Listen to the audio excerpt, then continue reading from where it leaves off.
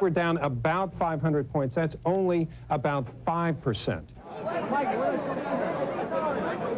There is a feeling down here that we will see an attempt at a rally. The market was down over 600, now down 450 points, so we've had a bit of a rally. The markets did dip to the downside, but Bill, really, they've been rather resilient. We're well off of our lows. There's still an optimistic mood down here. Patriotism prevails. But what looked like a rally turned out to be only a respite. By 1 p.m., the market was dropping again.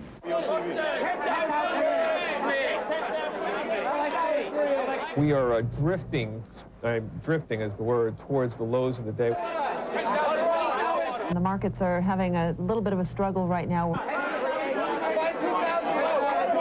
The Dow Jones Industrial Average has worsened over the last 30 minutes. The Dow Jones Industrial Average right now down about 710 points.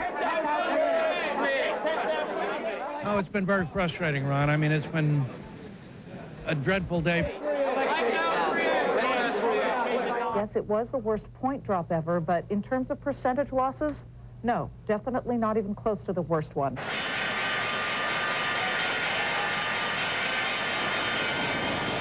Despite today's big sell-off, there is still hope that a patriotic rally could lead to a turnaround Tuesday, much like the one we saw after the market crash of 1987. And when you think about the massive destruction that took place just a few blocks from the New York Stock Exchange, the mere fact that everything worked is a victory for the American economy that just can't be measured in dollars and cents. Tom? Thanks very much. Dateline's Stone Phillips tonight. The people who worked near the World Trade Center know that life will never be quite the same for them again, but can they hope at least for some sense of normalcy? Not anytime soon. Here's Dateline's Bob McEwen with a slice of life in the new New York. The pictures said it all. All around the financial district today, New Yorkers were trying to reclaim the streets and businesses stolen by the terrorist attack 6 days ago. While some things, subway crowds, the newspaper stand, the man shining shoes, harked back to the days before the attack. On most corners, it was impossible to miss signs it would be a long time before anything here would be quite the same again. Have your IDs out, ready for inspection. No one really looks forward to Monday mornings. But in New York today, many people seem to be approaching this one almost with a sense of dread, even after one of the longest hiatuses in Wall Street history and one of the longest weeks in most of our lives. This morning simply arrived much too soon. This is just hammered. There ain't nothing wrong with that. Luis Cardenas has been repairing Wall Street's wingtips for 17 years. He was just 2 blocks from the World Trade Center when the attack began. I saw everything. I scared all week. I can't sleep. I take the pill for sleeping. I scared all the time. Still, he says he didn't hesitate to get back to work today. A primary reason, to get answers about a customer he's come to know as a friend. He working in World Trade Center, in the 60th floor. He working there. He can hear all time and talking to me. He was very nice American, very nice person. I thinking about him all week. I thinking what happened with him, I don't know nothing. For some who tramped through the dusty streets, showing up at work was quite simply an act of defiance. We need to show the world that we're not going to just go away. We're not afraid. Marvin Rayfield's jewelry store has stood across from the stock exchange for 2 decades. He couldn't imagine not being on call to greet his Wall Street family. Yes, your whole family is good. Yeah, not my whole family, but, you know. We owe it to those people, to the victims and to the survivors, to make sure that this way of life continues and that terrorists can't bring us down. Nowhere, perhaps, was the disconnect between business as usual and business near ground zero quite so apparent as at 110 Wall Street. How surreal is it to walk down the street where your office is, where your routine takes place every day, and to see those uniforms? I mean, it's not Wall Street to me. At the Hornblower and Weeks brokerage firm, trader Paul Gupas was back on the job, but he admits his heart wasn't in it. How would you describe the emotional climate as you all came into work today?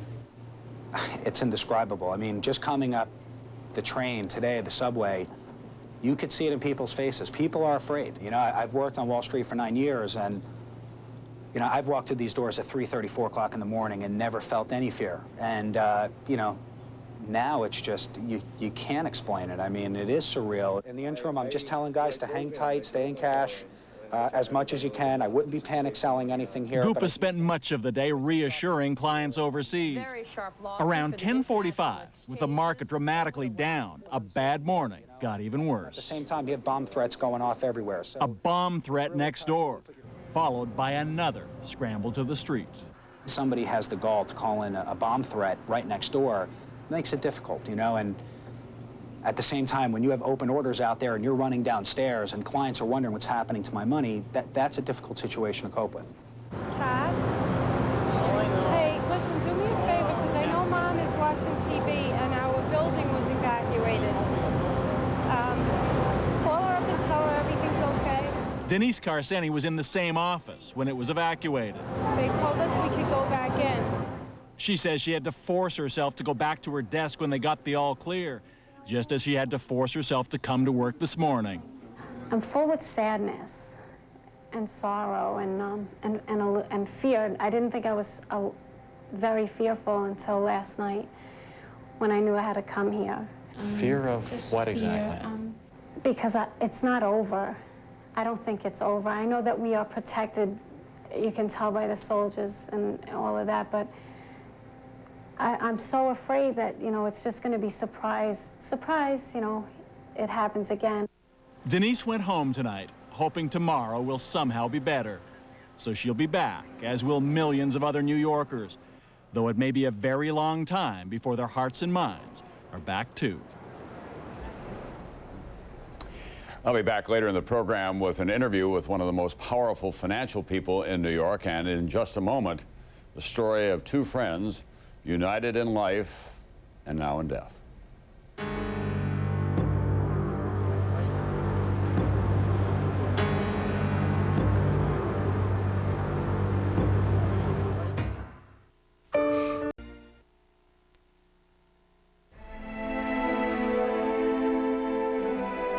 Here again is Tom Brokaw. They were inseparable in life, two friends, best friends, who did everything together, but never imagined the tragic chain of events that would cause them to die together. Here's Dateline's Hoda Kotb. Ron Clifford didn't work inside the World Trade Center, but arrived there early Tuesday morning so he wouldn't be late for an appointment. 8:45 a.m., just as the first plane hit. As I was walking in, there was an incredible jolt. A jolt followed by debris, clouds of smoke, and then he heard the cries of a burned woman screaming. I knelt down to talk to her. She said, "Mother of God, help me." The scene was horrific, and when he was finally able to stop for a moment and think, his thoughts went to his large Irish family, his 4 brothers, and only sister, Ruth Mccourt. He had spoken with Ruth by phone a couple of days before about a trip she was planning to take with her best friend, Paige Hackle. They love to travel. Describe the bond those two women had. Well, I think when you travel all over the world and you experience things that generally ordinary people don't experience, with a friend, I think it molds the friendship and makes it an incredible friendship. Ruth Mccourt, one half of a dynamic duo. Wherever Ruth was, her best friend Paige was never far away. On that fateful Tuesday morning, their lives would intersect in a way no one would have ever imagined. Ruth and Paige managed to squeeze in a lifetime of friendship in just 10 years. Their families say they finished each other's sentences. From the moment they met, their lives took parallel paths. Just ask Paige's mother. They became soul sisters immediately. It was a beautiful thing to watch. First Ruth got married, then Paige. When Paige went on a safari to Africa, Ruth went on safari. And when Ruth had a baby girl, Juliana, of course, Paige would become her godmother. She was in the delivery room when Juliana was born. And Paige said, "Mom, when she popped out, our eyes locked, and we knew each other." Juliana, blonde, blue-eyed, bubbly. To her grandmother and others, a perfect miniature Ruth. Juliana was the most special child, and I know all grandparents say that, but she was particularly special. And she was a mothering, nurturing type of child. She didn't like any kind of cruelty. When Juliana turned 4 this year, the girls, all 3 of them, planned an adventure. For the grown-ups, a spiritual retreat. And for Juliana, a surprise first visit to Disneyland. They loved surprises, and they loved making people happy with surprises. Their surprise trip was set for September 11th. The plan? Fly from Boston to Los Angeles. But this trip would be different. The inseparable friends decided to go on separate planes. Using frequent flyer miles, Ruth booked her tickets on United Flight 175. Paige booked a seat on Continental with multiple stops along the way. Paige's husband, Alan. When I saw the stops, 2 or 3 stops, I said, Paige, you don't want to fly all the way out to Los Angeles making 2 or 3 stops. Take a nonstop plane. Go American. Take American. So Paige did switch to American Flight 11, and the 3 rode to the airport together. Ruth and Juliana got out at the United terminal. Later, their driver would describe their goodbye to Paige's husband. Paige opened the window after kissing them goodbye outside and yelled out, Juliana, I love you, oodles of noodles. Oh. And Ruthie, I love you, oodles of noodles more. And they drove away. At 7:45 a.m., Paige's plane, American Airlines Flight 11, took off for Los Angeles. 13 minutes later, Ruth and Juliana followed on United Flight 175. 2 best friends, 2 separate flights, 1 horrific tragedy. At 8:45 a.m., Paige's plane tore into the North Tower of the World Trade Center. In a sad irony, Ruth's brother Ron was on the ground floor of one of the towers. In all the confusion, he's not sure which. 20 minutes later, he was still inside helping others when the second plane hit, the one carrying his sister and her daughter. I got a call from Boston to say that Ruth may have been on the plane. And I discounted it as, you know, nobody could invent a computer algorithm to have me in the World Trade Center and my sister hit it at the same time. The odds were so great. Ruth and Ron's mother had no idea either of them was in harm's way that morning. She was home watching TV when she saw the awful news. I was watching the smoke billowing out, and then I saw the fireball as it was to me. And then they said, no, this is another plane. And when he said that, I screamed. I was alone. I said, my daughter Ruth is on that plane. Her horrible premonition came true. Paige, Ruth, and Juliana all died at the hands of the hijackers. On Saturday, Ruth's family held a memorial service for Ruth and Juliana. Her brother Ron walked away from the destruction of the World Trade Center, but now had to deal with the devastating loss of 2 members of his family. Children, Juliana's gone to heaven. I think God needed another angel. Ruth's husband, David. I cannot let these terrorists win this, that they've torn out my heart and torn out my family's heart. But we can't let our spirit die, and Juliana's spirit die, or Ruth's spirit die. Somehow, we're going to have to perpetuate that, keep it going.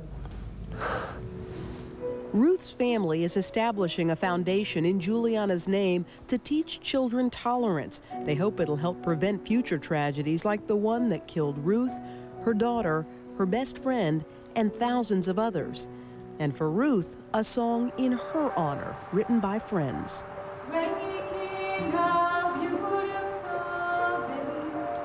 My heart is open and it's broken.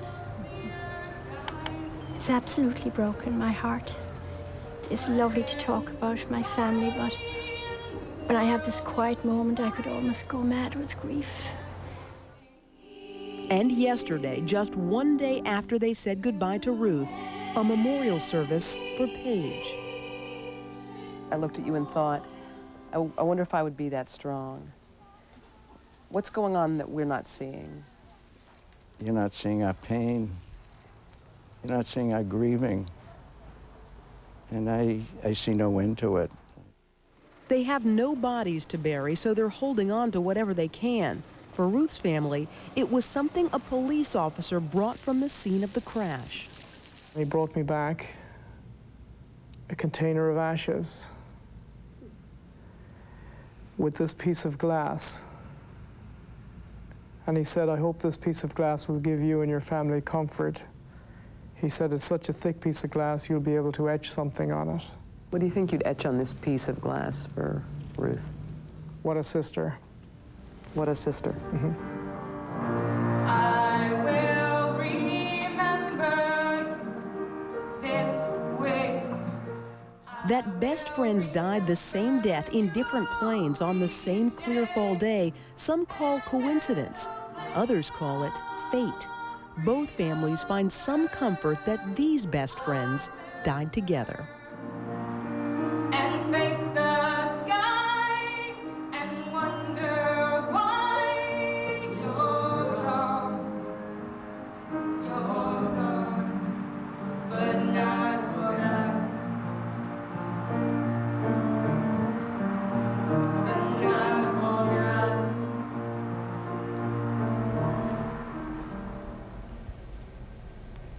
When we return, the physical and emotional toll this rescue effort is taking on the rescuers themselves.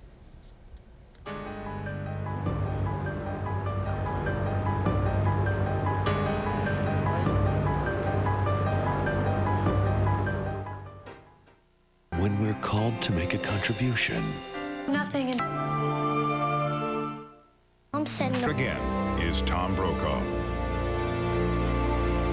Tonight in the giant tomb that was once the World Trade Center, another day has passed with no one being found alive. But rescue workers have to keep trying, digging through the rubble, ignoring the danger to themselves, hoping for a miracle.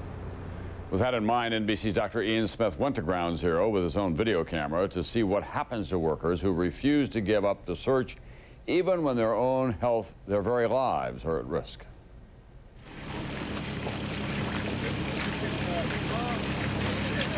They are working hard and they are hoping. And that's why we went in there. We went in there hoping to be part of a miracle, to help out a survivor. We ended up taking care of the rescuers, and that was very fulfilling to let them get back to work. I met Dr. Elon Salzauer and his colleague Dr. Mark Knight in one of the medical triage centers set up at Ground Zero, just several feet away from the smoldering debris. You can feel it, you can see it, you can taste it. It's in your eyes, in your ears. I'll never, ever forget this, ever. Like me, these two surgical residents from State University of New York Downstate Medical Center felt compelled to come down here to help those who might be rescued, but with sad irony found that their main patients were the rescue workers themselves. What kind of physical toll are these workers sustaining? I think it's tremendous. The human body can only lift so much.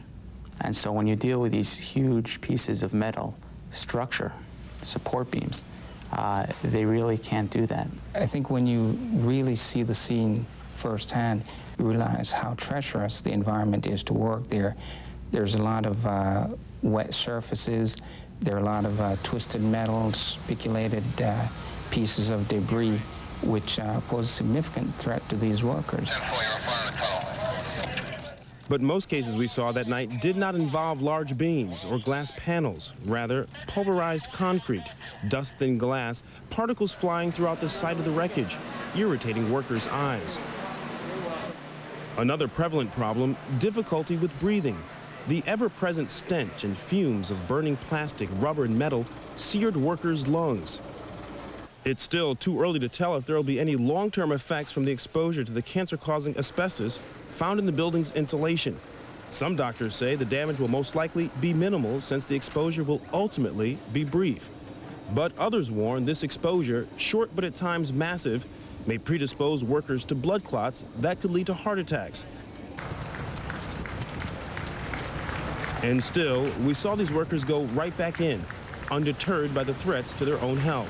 I remember one individual, one firefighter, we were dressing a wound on his hand, and he had me take it off and redress it because he felt that his fingers were too constricted when he'd go back out. So clearly, he had significant laceration on his hand, and the only thing he was thinking about is getting right back out there. In fact, it's this very dedication that may cause workers harm. Many aren't eating, too overwhelmed to feel hunger, and many don't get proper rest, taking only quick naps in makeshift beds. A lot of these rescuers are going at it for 8, 12-hour shifts nonstop.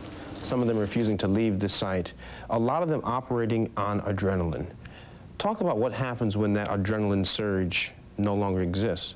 Once that quote-unquote rush has passed, then the body goes into a debt where if they don't eat, that debt continues to accumulate. Now, unfortunately, most of the rescuers feel compelled to press on. And this is what really results in the long-term exhaustion that they sustain. Chiropractors and therapists are offering massages in places like this, the Freedom Cafe, where food, drink, and camaraderie are in abundance and readily available. But as these long, arduous days continue to go by, there are pains that can't be simply fixed by an oxygen tank, stitches, or even a rub. Last night you were at Ground Zero. Yes. What do you actually do at Ground Zero? I walk around seeing who looks to me like they could use a chance to talk to somebody. 2 years ago, psychologist Dr. Nina Thomas spent time in Bosnia, training mental health workers on how to treat post-war trauma. A Red Cross volunteer, she's now using these very lessons just blocks away from her New York home. The rescue workers are working these long shifts, and in a way they become mind desensitized to the tragedy of the situation. But there are times, of course, when they reflect and it hits home. What happens then? They cry. And they say that they're very grateful for the fact that they have respirators so that they can cry into their masks and not be seen. Some of them are giving very vivid images. Dr. Naomi Ballot is another psychologist and Red Cross volunteer counseling these rescue workers who keep replaying in their minds every ghastly image. And one of the most frequent questions that I've been asked in the counseling that I've been doing with either victims or rescue workers is, how do I stop this? I don't want to keep seeing these things. I don't want to keep seeing these horrible images in front of me. This past weekend, the mental health community across the country debated, over the internet and in the papers, what is the best response to the emotional crisis faced by those coming in touch with a disaster?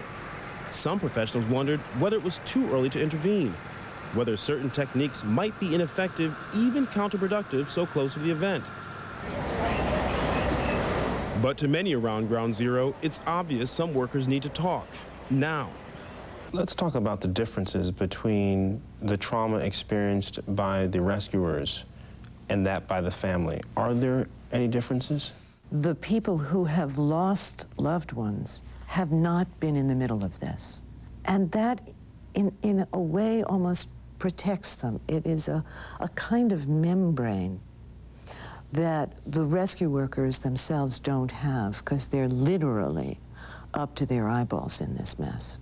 As this first week is nearing its end, with no survivors rescued for days, rescue efforts are slowly giving way to recovery. And after a tragedy of this magnitude, what a disturbing term recovery can be. Look, we all live on using denial to greater or lesser extents. But these guys, to carry on, have had to deny an awful lot of what everybody has been thinking but not saying or putting into words, which is that the people who have not been recovered at this point are dead. I myself was about to use some euphemism, are likely not to be found. The denial is not going to be as easy to maintain. They're still going to do it, but now it's a job. It's a dirty, rotten, anger-inducing job. So at night, when their long shifts are over, some of these workers come to this bar just south of Ground Zero, hoping to dull the aches, toast friends they'll never see again, and then get ready to go back to work. And when we come back, Jane Pauley talks to New York Senator Hillary Rodham Clinton about her daughter Chelsea's close call the day of the attack.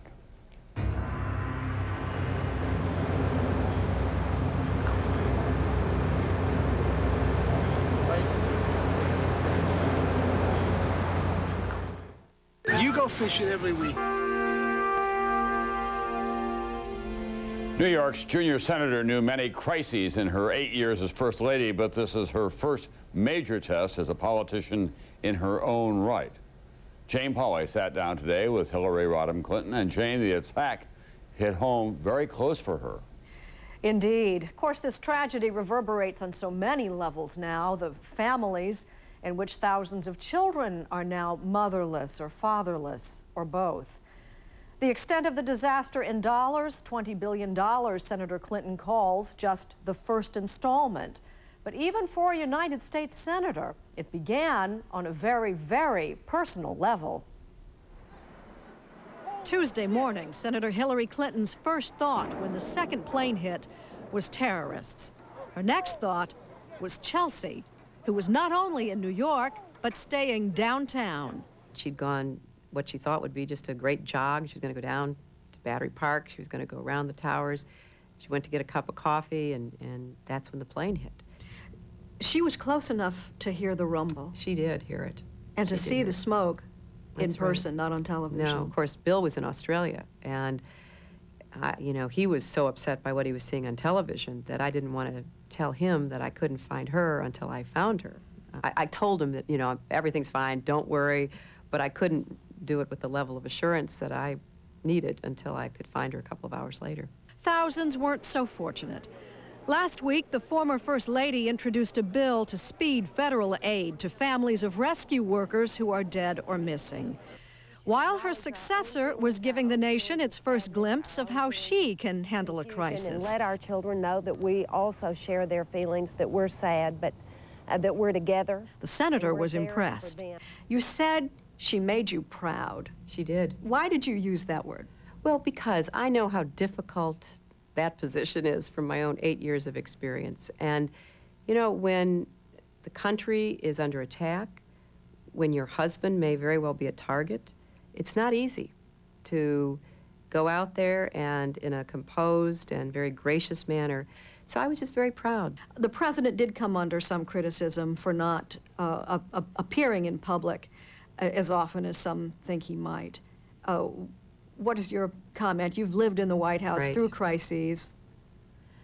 I know the tensions that exist between a president and the Secret Service, because clearly their job is to protect the president at all costs. And I know there must have been some very difficult and tense moments. But what really matters is that he is safe, he is in charge, he is, you know, running our government, and that's what everybody should be grateful for. Hijacking has taken a hideous turn. There are reports that the Pentagon, with the president's approval, was ready to shoot down a commercial airliner, had it in fact threatened the White House or the U.S. Capitol. Would that have been with Congress's approval?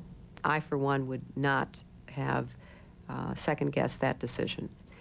And I don't think that the president had any choice but to make the most difficult order that anyone in that position can make, which is, you know, to say we have to do what is necessary, and that may mean the loss of innocent life. Jeremy Glick.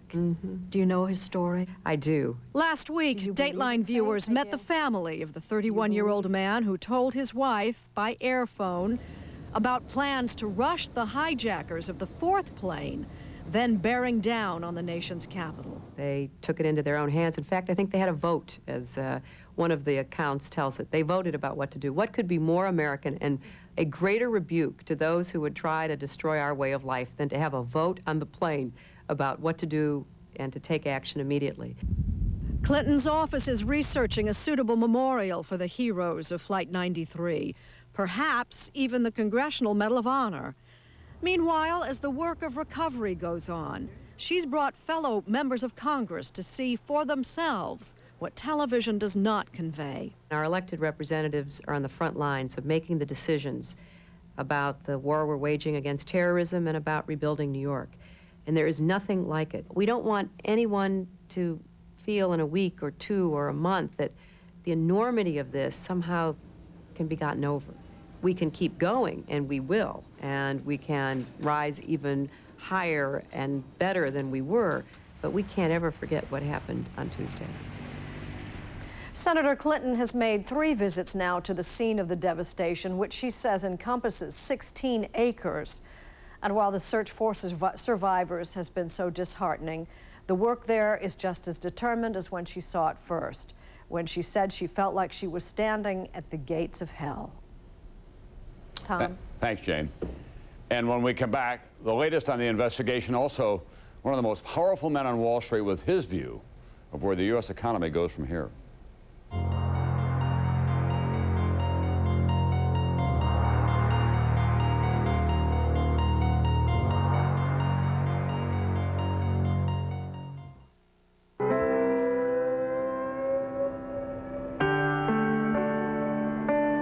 At the Justice Department, the investigation into who was responsible for the hijackings is now moving forward on several fronts. And joining us now is NBC News Justice Department correspondent Pete Williams. Pete, what's the latest there? Well, Tom, one big question tonight, were there other terrorist plans that didn't come off last Tuesday or that have since been frustrated by the huge FBI investigation? A federal official tells Dateline tonight there are some signs that the terrorists may have been discussing alternate plans before the hijacking, but nothing, this official says, that was definite. Another growing part of the investigation, follow the money. FBI agents are looking at anyone who provided any kind of financial assistance at all, helping individual hijackers take their pilot training, pay the rent, or help them buy their plane tickets. Investigators are also looking at larger scale support for the terrorist network, whether any charitable organizations funneled money to them, perhaps from unwitting contributors. As for retracing the steps of the terrorists, federal agents are trying to backtrack what the hijackers did leading up to last Tuesday, looking at whether they had plans in case the hijackings failed. And there's growing evidence the hijackers traveled around to do surveillance of the airports they used as the basis for their suicide flights. Hoping to keep the pressure on any supporters of the hijackers still in the U.S. to prevent more attacks, the FBI is aggressively rounding up anyone with any knowledge of the terrorist network, however indirect. Nationwide, nearly 50 picked up so far, using immigration charges to hold them. And federal officials tell NBC News they're gaining more insight into the terrorist network, but still needing to know so much more. A surprising call today from the FBI for help from Americans who speak Arabic or Farsi, asking anyone who can help or wants to offer tips to call the FBI's toll-free hotline at 1-866-483-5137 or visit the FBI's website at www.fbi.gov. Tom? All right, thanks very much. NBC's Pete Williams tonight. The Justice Department also announced today it is investigating 40 hate crimes around the country that could be a violation of federal law. These were attacks on Arab Americans. And with today's sell-off on Wall Street, some business leaders are worried that we could be in for a long-term slump, but others are more optimistic. Today I spent time with William Harrison, who is the CEO of J.P. Morgan Chase, one of the real titans of the financial services industry. The market's off 500-700 points during most of the day. Is that about where you expected it would be? It's been a very rational market. People have behaved well. And it's not surprising where we are today, and it's not a bad outcome. Despite today's large losses, William Harrison says the future of the U.S. economy is not all bleak. By next year, I'm optimistic that we'll begin to see some recovery in the economy. Harrison's team worked all weekend to get a new trading floor ready. The old one was in the shadow of the World Trade Center. But the future of the economy goes well beyond these mega banks. Can you understand some middle-class person out there in Sioux Falls, South Dakota, or in San Antonio, Texas, or wherever they are in America, maybe plan to buy a new car next week, or buy some new carpeting, or maybe even build an addition on the house, saying, I think I'm going to wait a while? I think so. Some of that was already going on, though, Tom, before this happened last week. The consumer confidence was weakening a little. This is certainly not going to help that, but I think it'll be temporary. I think the fundamentals of the U.S. economy are still very good. Back at his office, we discussed the future of the U.S. economy during this crisis. To one degree or another in this country, we have been living through a great boom in the economy. Other people have called it a great binge of one kind or another. Is this tragedy going to get us closer to what should be the norm? Well, it's hard to define what the norm is. I mean, we are the greatest country in the world with the greatest economic system going. There was an adjustment going on before the tragedy of last week. This will probably help that in a way, but we were adjusting anyway, and I think we'll get back to a norm that works for this country. As you know, the airline industry is saying to the federal government, if we don't get a bailout of some kind, we're going to go down. Do you think Congress is going to have to step up to the plate? There's several industries that are clearly going to be impacted short term by the events of last week, and the airline industry will probably be one of those. I think Congress will do something. I hope they do. It's against my philosophy that they do too much of this, but I think we're in a unique time where they could be helpful. Already people are beginning to say quietly, there's going to be a big evacuation from New York City, and financial services are going to be running off to Connecticut or to New Jersey. Do you think that that will happen? I don't think it'll fundamentally change. I think what will change is that people will probably have more extensive backup facilities, more contingencies in case you do have different kinds of disasters. Tom, I see the tragic events of last week as a short-term, temporary phenomena. There'll be lasting effects from that for sure that we'll all deal with, but we'll be different. But the fundamentals will come back, starting with the country, starting with the things that made New York such a great city. William Harrison, who is the CEO of J.P. Morgan Chase. And when we come back, we'll take a look at Americans and their flag in times of trouble and times of pride. Wonderful, and attended by 25 members of the seat.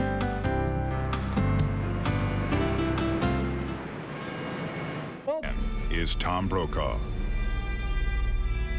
Have you tried to buy an American flag recently? You may have a difficult time. Across the country, many stores have been sold out for days. Manufacturers say it may be weeks before there are any more for sale. As Dateline's Keith Morrison tells us tonight, when war is in the wind and words fail, Americans have always let their flag do the talking.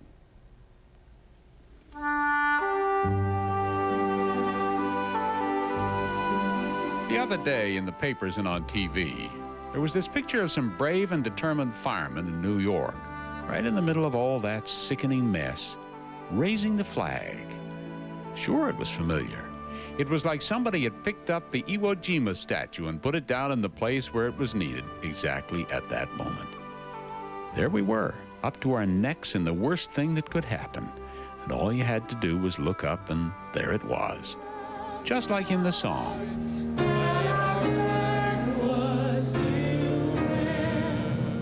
Indomitable. The things we saw last Tuesday, no civilized society should ever have to suffer. An obscenity, an affront to life. And what did we do? We got flags, millions of flags. By Wednesday evening, in towns populated by people who'd never even been to New York, they were about sold out. And we carried them and wore them and flew them on our houses and made them flap until they tattered from the windows of our cars. There were flags at half-staff, like heads bowed.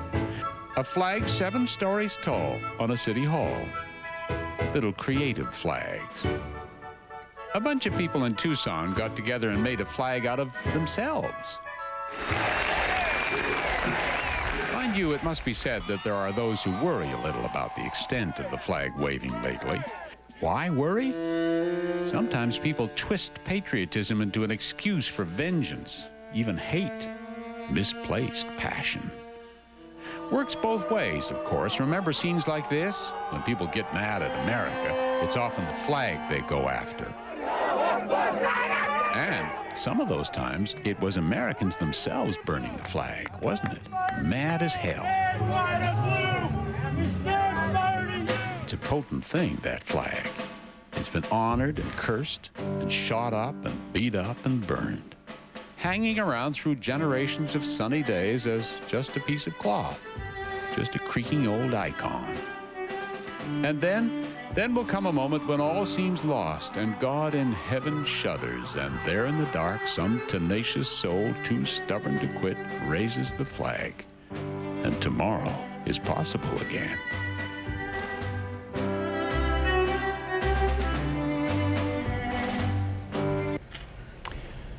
Talk of war in America and no burning of the flag. Some young people thinking that the military draft should be reinstated.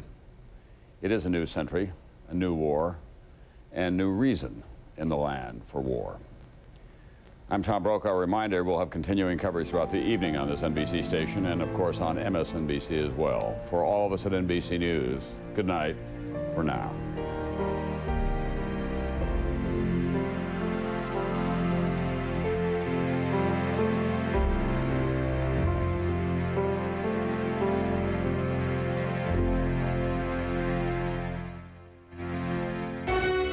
Dateline is a presentation of NBC News. More Americans watch NBC News than any other news organization in the world.